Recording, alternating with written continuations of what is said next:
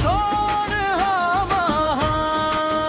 झरना घाटी नदी संगम बढ़ा थे जिला के शान। गंगाई माता के जयकारा गूंजय चारों धाम। इंदिरा कला संगीत नगरी रोशन करे नाम। माया भरे तोर माटी संगीत हरियर खेत खार। देवी देवता के आशीष ले महकेगा दुआर। प्रकृति संस्कृति श्रद्धा संग सजगे तोर पहचान। भैरागढ़ छुई कदा गंगई हमर जिला महान। जय जोहार जय जोहार गूंजे ये चारों धाम। खैरागढ़ छुई खदान गंगई छत्तीसगढ़ के शान।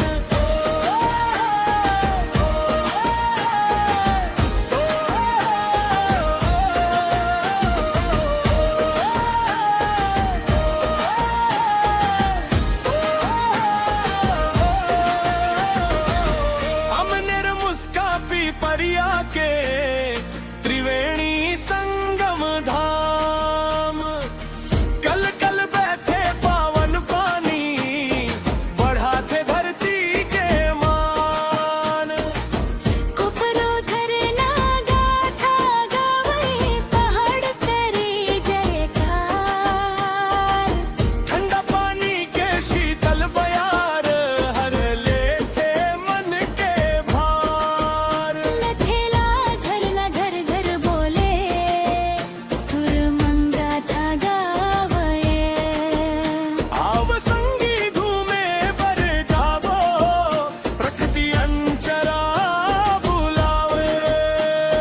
जंगल नदियाँ पहाड़ी मन संग मंगड़े पहचान। तेरा गढ़ छुई खदान गंडई धरती सोना मान। जय जोहार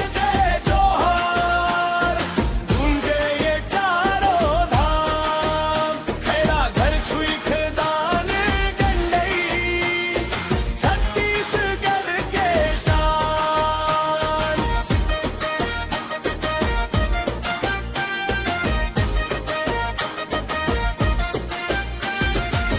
बैताल रानी घाटी सुंदर अद्भुत तोर श्रृंगार।